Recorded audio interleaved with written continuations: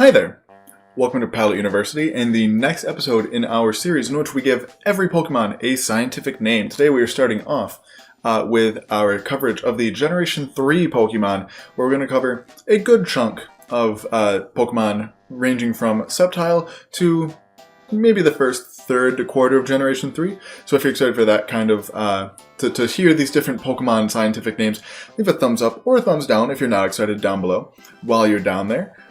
Make sure to let me know which one of these was your personal favorite in the comments, and since you're already down there, why not subscribe so you can get a notification the next time we put out one of these videos.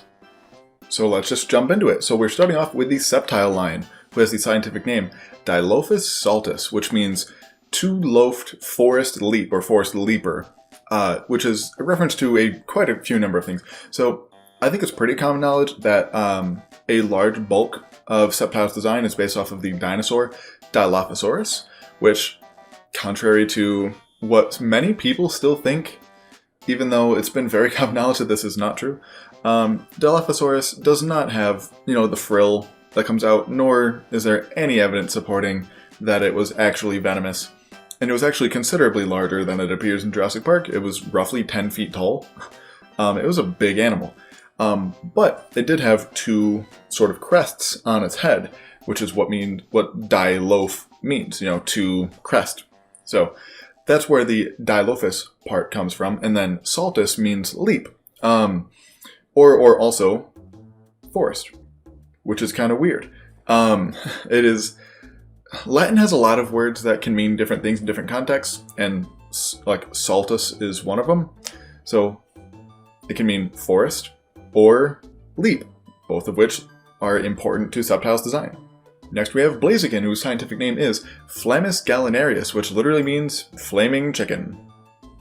I don't know what else you want me to say about Blaziken. That's pretty much its whole shtick. Lastly, for the Gen 3 starters, we have the Swampert line, who have the scientific name Limus piscis, which means mud fish. That is what they're known as in the Pokedex. They're the mudfish Pokemon, which doesn't really make sense. But it's nice and that's two words that fit well together. So, mudfish. After that, we've got Mightyena, whose scientific name is Canicrocuta, which doesn't actually mean this, but this is what I'm referencing when I make it. It means dog hyena. That's basically what Mightyena is. But so the scientific name for the spotted hyena, which is sort of the most common species of hyena that we have today, is crocuta. And I tried to look up what that actually means, but it's got like a really old, ye olde English kind of origin. So if you've got a spare 5 to 10 minutes, look into the name origin for the scientific name of hyenas, because it's actually quite interesting. But anyway, Mightyena and Poochyena are kind of dogs, but yet they also have hyena in their name. So, dog hyena. Next we have our first Generation 3 regional variant, which is Linoon / Galarian Linoon and Obstagoon. Their scientific name is Celerivelox lineatus, which means fast. There's two different words that mean fast in it, those combine to make us genus. And then lineatus, which means line, because Linoon is well known for just being able to run very fast in a straight line, but can't really turn all that well. And then sort of as a reference to this video I made quite a while ago, when they first announced that Obstagoon was a thing, that it evolved from a Galarian form of Linoon, but didn't exist anywhere else. Back to this video, so if you haven't seen that, go watch it. But basically, I sort of hypothesize that the reason why Linoon in Galar can evolve, but other Linoon can't, is because they sort of stop their, maturation, the process of growing up, because the environment is not suitable to doing that. There are many kinds of amphibians that do this, but in Galar, the environment is suitable, so it can further evolve. So because of that, the subspecies name of Hoennian? I think Hoennian. Linoon and Zigzagoon is immaturatus, and the subspecies name for Galarian, Zigzagoon, Linoon, and Obstagoon is maturatus. After that comes the Wurmple line, who has the scientific name Lepido biformis, which technically means two-formed scale. However, the group of insects that includes butterflies and moths is called Lepidoptera, which means scale wings, because, similarly to like how I think most of like Venomoth's Pokedex entries, probably some of Dustox and Butterfree's Pokedex entries reference that it blows the scales on its wings that are like poisonous. That's absolutely true. Butterflies do actually have scales on their wings. So that's sort of a reference to that, and also biformis because it evolves two different ways. So Ludicolo is the next one, and generally, the naming conventions for naming plants versus naming animals are minutely different, but however, since animals are what I'm most familiar with, that's sort of what I've been sticking to just broadly for this series. But I decided to take some names from plants and some names from animals and sort of stick them together with Ludicolo because that's what Ludicolo is.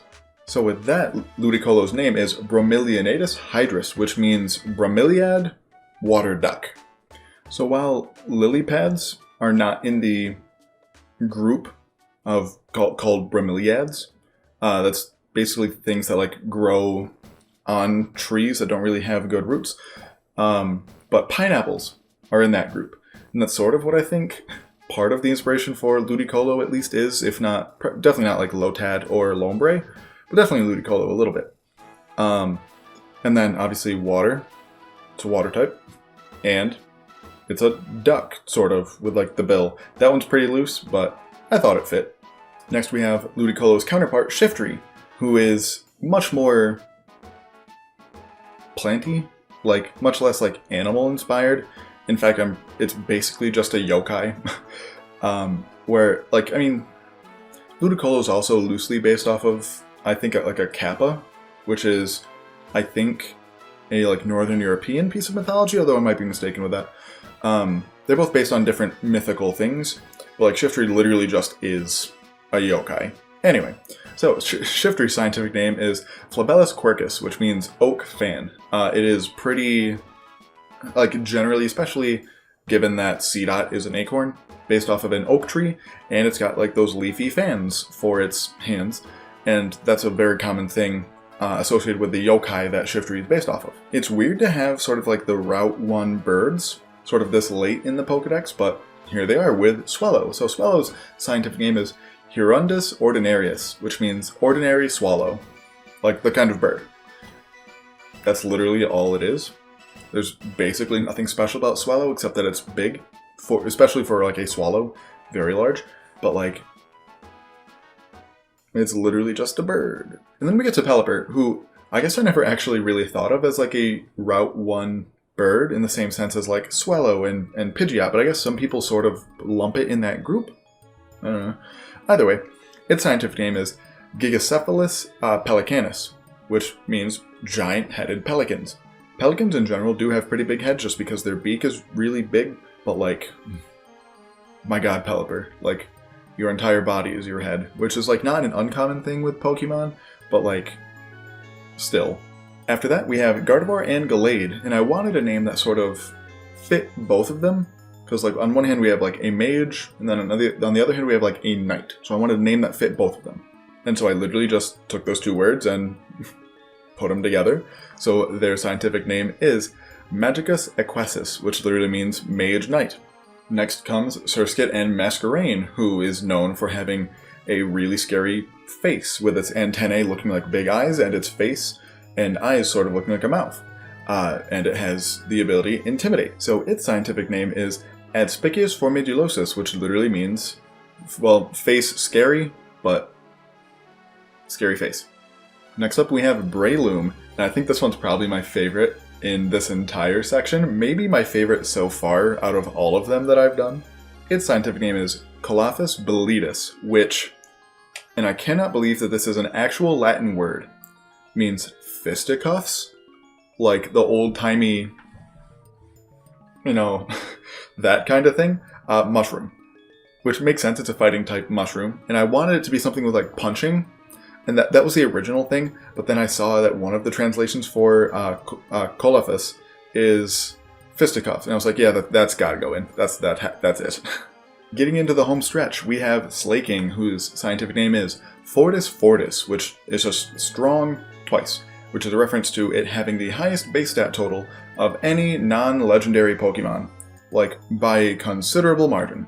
I'm pretty sure its base stat total is higher than even some Mega Pokemon, so like, yeah, it's pretty strong.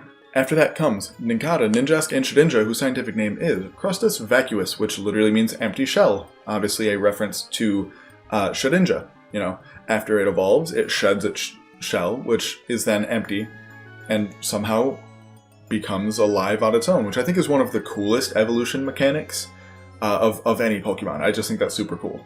Exploud is next with the scientific name Clamorus crepitus, which means explosion of sound.